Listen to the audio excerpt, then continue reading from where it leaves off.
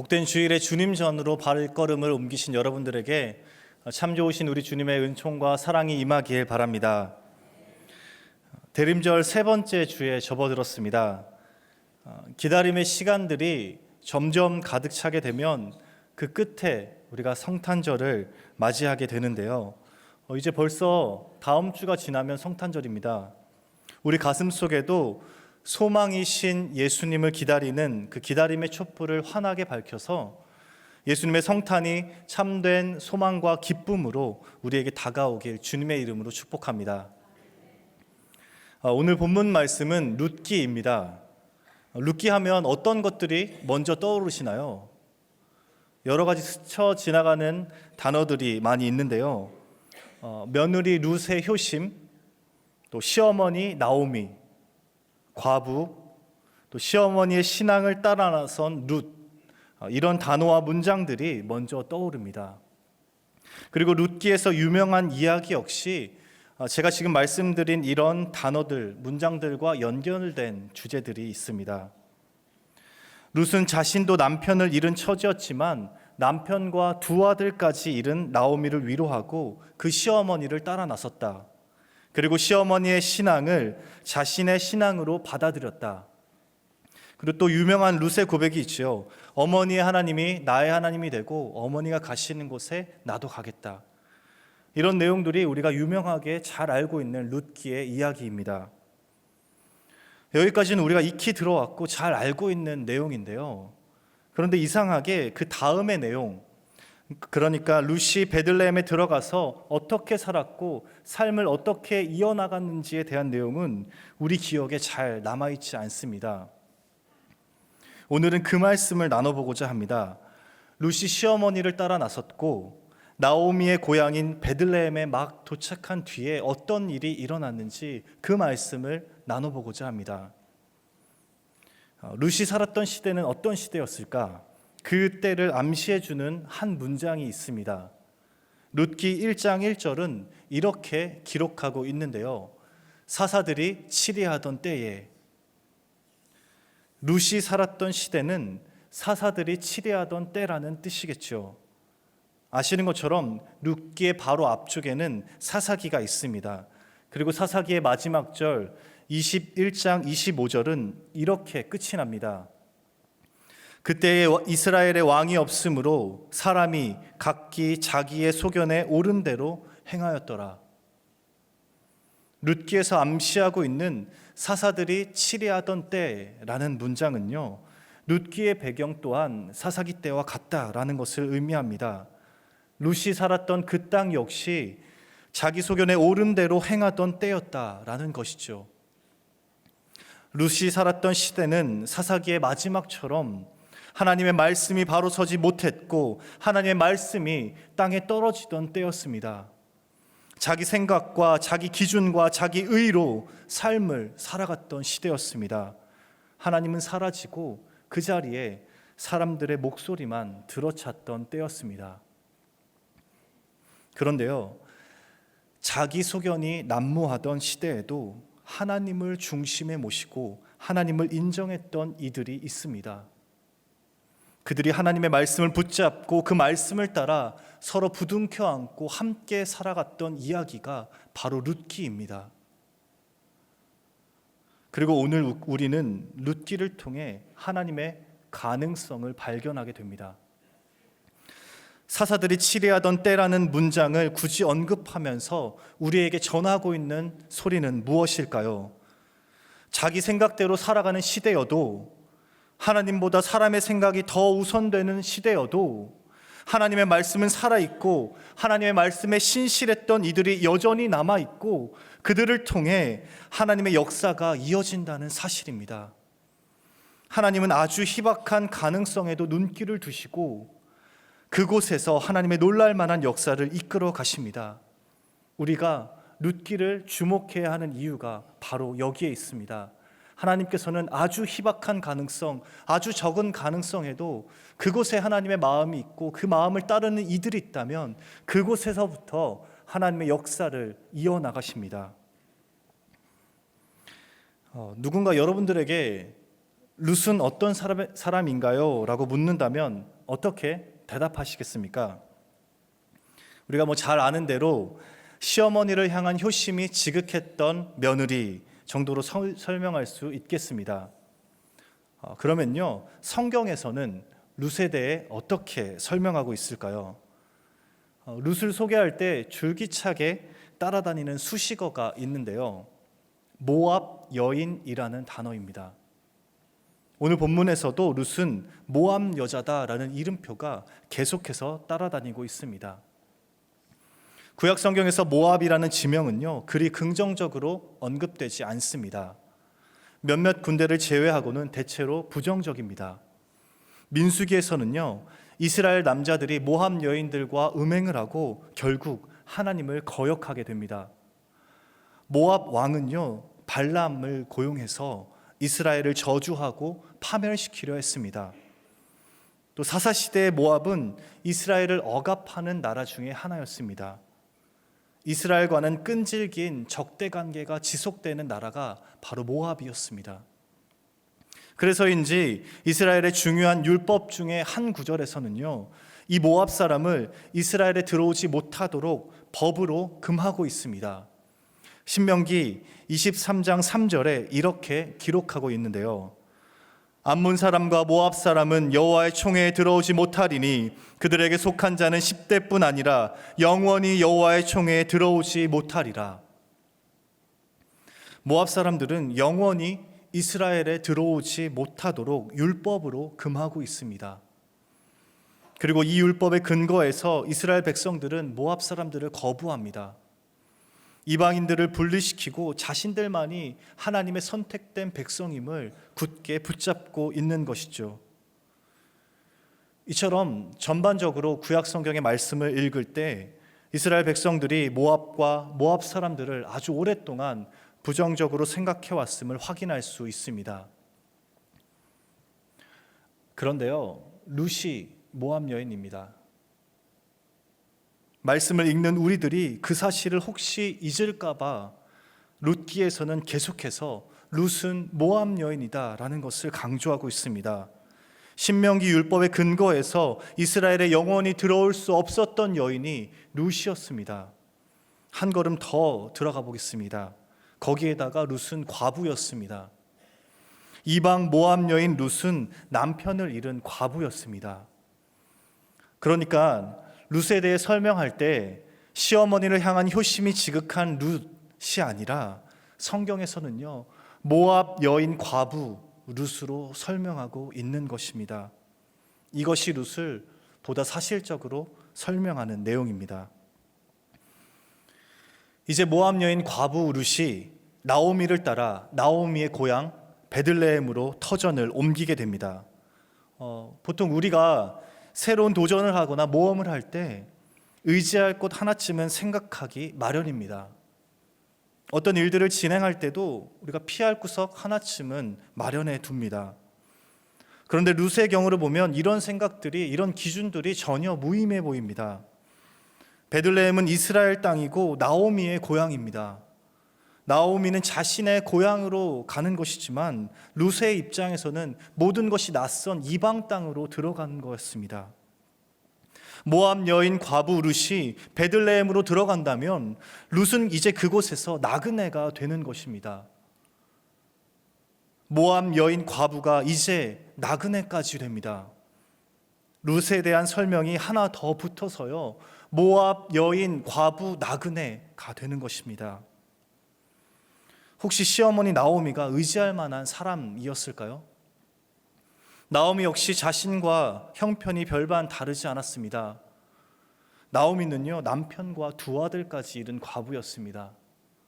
오히려 룻보다 상황이 안 좋았다면 더 안 좋았을 것입니다. 모압 여인 과부 나그네 룻이 과부 시어머니를 따라 나섰다. 이것이 룻이 처한 실제 상황이고 룻을 잘 설명한 표현입니다. 이쯤에서 우리가 한번 룻이 되어봅시다. 룻은 아무것도 가진 것이 없는 채로 시어머니를 따라 나섰는데요, 누군가 저에게 목사님, 만약에 목사님이 룻이라면 어떻게 하시겠어요?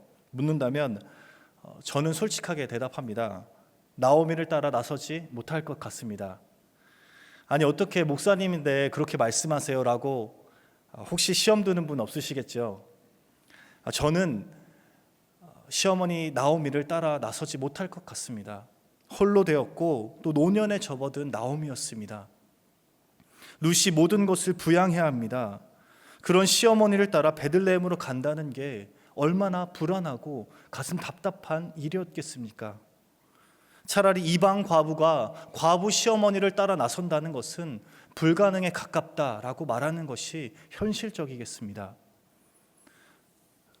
그런데 룻은요, 시어머니를 따라 나섭니다. 아니, 시어머니가 고백하는 하나님을 따라 나섭니다. 하나님께서 말씀을 통해 보여주신 그 가능성을 붙잡고 시어머니가 고백하는 여호와 하나님을 따라 나섭니다. 사람이 각기 자신의 소견에 옳은 대로 행하던 시대였지만 모압 여인 이방인 룻은, 과부 나그네 룻은 여호와 하나님에게 생명이 있음을 인정하고 하나님을 붙잡습니다. 하나님의 말씀에 호흡이 있음을 바라보고 베들레헴에 하나님의 가능성이 있다는 것을 확신하고 그 땅으로 들어갑니다. 하나님의 가능성이 어떻게 펼쳐질까요? 하나님께서는요, 베들레헴에서 보아스라는 하나님의 가능성을 준비해 두셨습니다. 오늘 본문에서 룻에게 보아스라는 한 줄기 가능성이 나타납니다. 2장 1절에 보면 보아스 때 이렇게 설명하고 있는데요. 나오미의 남편이었던 엘리멜렉에게 보아스라는 부유한 친족이 있었습니다. 보아스는 유력한 자라고 소개하는데요. 문자적으로는 권력 있는 사람, 덕망 있는 사람 정도가 되겠습니다. 보아스가 베들레헴 지역에서는 높은 위치에 있었음을 암시해 주는 말씀입니다. 한 번 더 짚어드릴 것은요, 2장에서도 모압 여인 룻이라는 문구가 계속해서 따라다닙니다. 영원히 여호와의 총에 들어오지 못하는 이방인 중에서도 이방인이 룻입니다. 룻은 나오미와 함께 오기는 했지만 룻에게 베들레헴은 낯설고 배타적인 공간이었습니다. 율법에 따르면 이스라엘에 들어갈 수 없는 여인이 룻이었습니다. 이 점을 말씀에서 계속해서 상기시켜주고 있습니다. 여기에 더해서 특별히 이스라엘 땅은 이방인들이 터를 잡고 살아가기 어려운 곳입니다. 모든 토지의 소유권이 이스라엘인들에게 있었기 때문입니다. 그래서 이방인들은 어쩔 수 없이 품꾼이 되었습니다. 그날 벌어서 그날 먹고 사는 품꾼이 되었습니다. 당연하게 이방인들은 가난했고 경제적인 약자일 수밖에 없었습니다. 모압 여인 과부 나그네 룻은 이 상황을 어떻게 헤쳐나가고 하나님은 룻에게 어떤 길을 예비하고 계실까요? 하나님의 법을 가만히 보고 있노라면 하나님께서는 룻과 같이 특별하게 도움이 필요한 이들을 위해 아주 각별한 관심을 쏟고 계심을 우리가 확인할 수 있습니다. 홀로 삶을 이어나가기 힘든 이들을 위해 말씀 곳곳에서 하나님께서 특별한 관심을 보이고 계십니다. 이런 류의 말씀들이 수십 구절이 되지만 제가 한 군데만 읽어드리겠습니다. 신명기 24장 19절입니다. 너희 중에 분깃이나 기업이 없는 레위인과 내 성중에 거류하는 객과 및 고아와 과부들이 와서 먹고 배부르게 하라. 그리하면 내 하나님 여호와께서 내 손으로 하는 범사에 내게 복을 주시리라. 하나님께서는요, 나그네와 고아와 과부들을 향해 끊임없이 마음을 쏟고 계십니다. 그들이 부르짖으면 특별히 응답하겠다 말씀하십니다. 그들을 학대하고 괴롭히고 박해하는 이들이 있다면 하나님께서 분노하시겠다 말씀하십니다. 그리고 룻과 같은 이들이 삶을 살아가는데 실제로 도움을 받을 수 있도록 결정적인 법을 한 가지 마련해 두셨습니다. 그것이 바로 이삭을 남겨두라라는 법입니다. 남겨진 이삭 줍기는 룻기를 꿰뚫고 있는 핵심 주제입니다. 하나님께서는요, 룻처럼 가장 도움이 필요한 이들을 위한 특별한 법을 만드셨습니다. 나그네와 고아와 과부들을 위한 하나님의 마음이 담긴 특별법을 만드셨습니다. 홀로 삶을 이어나가기 어려운 이들에게 향해 있는 하나님의 마음이고 하나님의 시선이고 하나님의 명령이 담긴 말씀입니다. 떨어진 과일을 줍고 올리브 나무에 남은 열매를 따고 포도원에서 포도를 따고 밭에서 남겨진 이삭을 주울 수 있도록 하나님께서 말씀하셨고 법으로 지켜 행하라고 이스라엘에게 주셨습니다. 레위기 9장 19절에서 20절, 레위기 23장 22절, 신명기 24장 19절에서 22절에 반복적으로 강조해서 기록하고 있습니다. 내가 밭에서 곡식을 벨 때에 그 한 뭇을 밭에 잊어버렸거든 다시 가서 가져오지 말고 나그네와 고아와 과부를 위하여 남겨두라. 그리하면 내 하나님 여호와께서 내 손으로 한 모든 일에 복을 내리시리라. 내가 내 감람나무를 떤 후에 그 가지를 다시 살피지 말고 그 남은 것은 객과 고아와 과부를 위하여 남겨두며 내가 내 포도원의 포도를 딴 후에 그 남은 것을 다시 따지 말고 객과 고아와 과부를 위하여 남겨두라. 너는 애굽 땅에서 종되었던 것을 기억하라. 이러므로 내가 내게 이 일을 행하라 명령하노라. 나그네와 고아와 과부를 위하여 밭 모퉁이까지 다 거두어서는 안 되며 곡식을 벨 때 이미 지나간 후에 남은 곡식이 있다면 남겨두어야 한다는 내용입니다. 그렇게 남겨진 양식을 통해 누군가는 삶을 이어나갈 수 있게 됩니다. 이스라엘인이 아닌 모압 여인인 룻은 하나님의 이 말씀을 붙잡고 식량을 찾아 나섭니다. 하나님께서 이삭을 남겨두라 말씀하셨으니 밭에 가면 먹을 양식이 있을 거야. 룻은 그렇게 이 말씀을 붙잡고 나아갑니다. 그리고 룻 앞에 보아스가 나타납니다. 보아스가 이 말씀을 지키고 있었습니다. 보아스는 하나님의 말씀을 신실하게 따르고 있었습니다. 하나님께서는 룻을 보아스라는 하나님의 가능성으로 인도하셨고 룻은 보아스가 남겨둔 이삭을 줍게 됩니다. 사사들이 치리하던 때였습니다. 하나님의 말씀이 남아있지 않고 자기 소견에 옳은 대로 행하던 때였습니다. 그러나 그럼에도 불구하고 여전히 하나님의 말씀을 따르는 보아스가 있었습니다. 나그네와 고아와 과부들이 이삭을 주울 수 있도록 실제로 이삭을 남겨두었던 보아스가 있었습니다. 보아스는 유력한 자이고 베들레헴에서 덕망 있는 자라고 말씀드렸습니다. 그랬던 보아스라면 모압 사람을 받아들이지 말라는 법과 나그네와 고아와 과부를 위하여 이삭을 남겨두라라는 법 중에서 어떤 법을 따라야 했을까요? 이 두 법이 충돌이 되는데 보아스라면 어떤 법을 따라야 했을까요? 이스라엘에 덕망 있는 사람이라면 어떤 법을 지켜야 했을까요? 우리의 기준에는 보아스 정도면 사람들의 시선을 의식해야 했으니까 모압 사람을 받아들이지 말라는 법을 지키는 편이 더 낫지 않을까 생각할 수 있습니다. 그쪽이 훨씬 쉽고 안전하고 편했을 것입니다. 그런데 보아스는요, 모압 여인 과부 나그네 룻을 받아들입니다.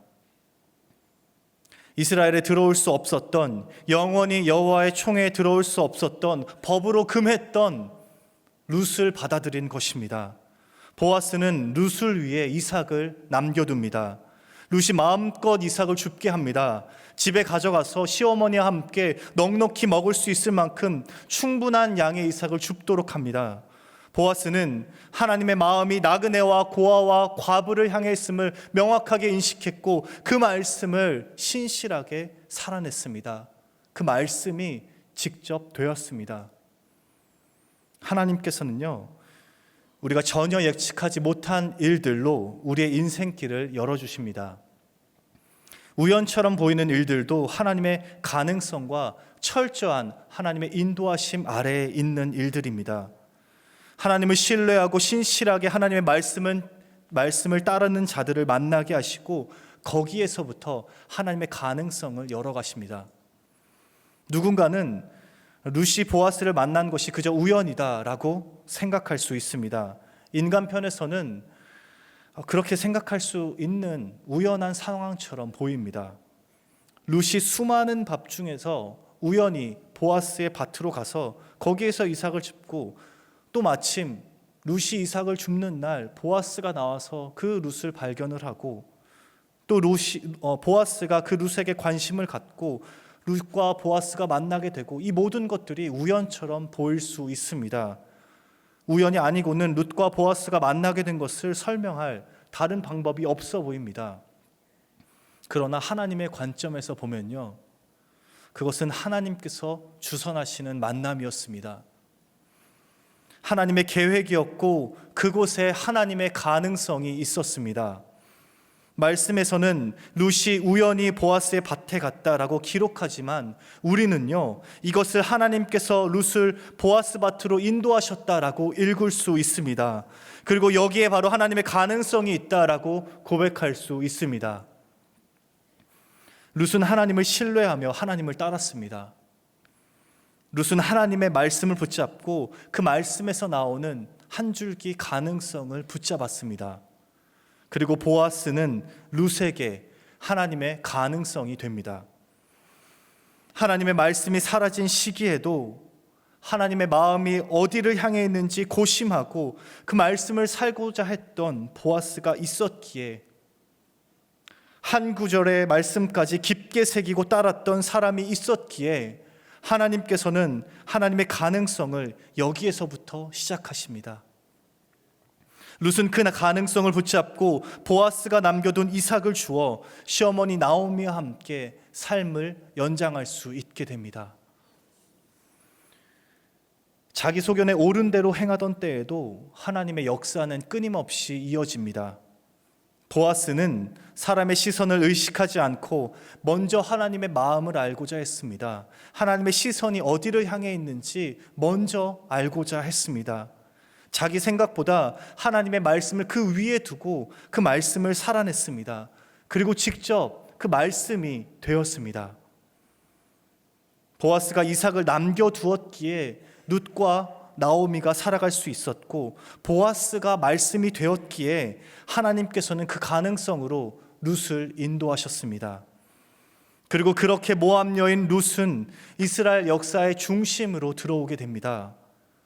다윗 왕의 증조 할머니가 되고 예수님의 계보에까지 들어가게 됩니다. 보아스라는 하나님의 가능성에서 모압 여인이 받아들여지게 되고 이스라엘의 전무후무한 다윗 왕이 나타나게 된 것입니다. 모압 여인 룻에서 이제 이스라엘 역사의 중심으로 들어오는 은혜의 역사가 시작되었습니다.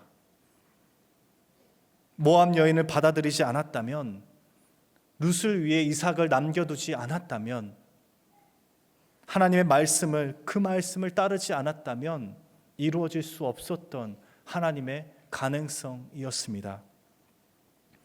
보아스가 남겨둔 이삭을 통해 룻이 살았던 것처럼 우리가 이삭을 남겨둘 때 누군가 새로운 삶을 이어나갈 수 있게 됩니다. 우리가 하나님의 말씀이 될 때 누군가는 여전히 하나님의 말씀이 살아서 생동력 있게 역사하는구나 깨달을 수 있게 됩니다. 사랑하는 수유제일교회 성도 여러분, 이제 여러분들이 하나님의 말씀이 되시길 바랍니다. 여러분들이 하나님의 말씀이 되어서 누군가 새로운 삶을 살아나가고 누군가 하나님의 말씀을 경험하는 은혜의 역사가 일어나길 바랍니다. 나의 삶을 통해 다른 이들이 새로운 삶을 얻고 힘을 얻고 하나님의 말씀이 살아계시는구나 깨닫고 하나님의 사랑이 역사하는구나라는 것을 깨닫게 되는 놀라운 역사가 우리 안에 일어나길 바랍니다. 대림절 세 번째 주간을 보내면서 하나님의 사랑이 여러분들을 통해 흘러가고 더욱 풍성하게 넘쳐나길 주님의 이름으로 축복합니다. 말씀을 마치면서 제가 오늘 본문 말씀 룻기 2장 1절에서 13절의 말씀을 세번역 성경으로 다시 한번 봉독해 드리도록 하겠습니다. 조금 길지만 나눈 말씀을 떠올리시면서 이 말씀을 가슴에 새기시길 바랍니다. 나오미에게는 남편 쪽으로 친족이 한 사람이 있었다. 그는 엘리멜렉과 집안간으로서 재력이 있는 사람이었다. 그의 이름은 보아스이다. 어느 날 모압 여인 룻이 나오미에게 말하였다. 밭에 나가볼까 합니다. 혹시 나에게 잘 대해주는 사람을 만나면 그를 따라다니면서 떨어진 이삭을 주울까 합니다. 나오미가 룻에게 대답하였다. 그래, 나가보아라. 그리하여 룻은 밭으로 나가서 곡식 거두는 일꾼들을 따라다니며 이삭을 주었다. 그가 간 곳은 우연히도 엘리멜렉과 지반간인 보아스의 밭이었다. 그때 마침 보아스가 베들레헴 성읍에서 왔다. 그는 주님께서 자네들과 함께 하시기를 비내하면서 곡식을 거두고 있는 일꾼들을 격려하였다. 그들도 보아스에게 주님께서 주인 어른께 복을 베푸시길 바랍니다 라고 인사하였다. 보아스가 일꾼들을 감독하는 젊은이들에게 물었다. 저 젊은 여인은 네 집 아낙인가? 일꾼들을 감독하는 젊은이가 대답하였다. 저 젊은 여인은 나오미와 함께 모압 지방에서 돌아온 모압 사람입니다. 일꾼들의 뒤를 따라다니면서 곡식단 사이에서 떨어진 이삭을 줍도록 허락해 달라고 하더니 아침부터 와서 지금까지 저렇게 서 있습니다. 아까 여기 밭집에서 잠깐 쉬었을 뿐입니다. 보아스가 룻에게 말하였다. 여보시오 세덱, 내가 하는 말을 잘 들으시오. 이삭을 주우려고 다른 밭으로 가지 마시오. 여기를 떠나지 말고 우리 밭에서 일하는 여자들을 바싹 따라다니도록 하시오. 우리 일꾼들이 곡식을 거두는 밭에서 눈길을 돌리지 말고 여자들의 뒤를 따라다니면서 이삭을 줍도록 하시오. 젊은 남자 일꾼들에게는 덱을 건드리지 말라고 단단히 일러두겠소. 목이 마르거든 주저하지 말고 물단지에 가서 젊은 남자 일꾼들이 길어다가 둔 물을 마시도록 하시오. 그러자 룻은 엎드려 이마를 땅에 대고 절을 하면서 보아스에게 말하였다. 저는 한낱 이방 여자일 뿐인데 어찌하여 저 같은 것을 이렇게까지 잘 보살피시고 생각하여 주십니까? 보아스가 룻에게 대답하였다. 남편을 잃은 뒤에 덱이 시어머니에게 어떻게 하였는지를 자세히 들어서 다 알고 있소. 덱은 친정 아버지와 어머니를 떠나고 태어난 땅을 떠나서 엊그제까지만 해도 알지 못하던 다른 백성에게로 오지 않았소. 덱이 한 일은 주님께서 갚아주실 것이오. 이제 덱이 주 이스라엘의 하나님의 날개 밑에서 보호를 받으러 왔으니 그분께서 덱에게 넉넉히 갚아주실 것이오. 룻이 대답하였다. 어른께서 이토록 잘 보살펴 주시니 몸둘 바를 모르겠습니다. 어른께서 거느리고 계신 여종들 축에도 끼지 못할 이 종을 이처럼 위로하여 주시니 보잘것없는 이 몸이 큰 용기를 얻습니다. 아멘.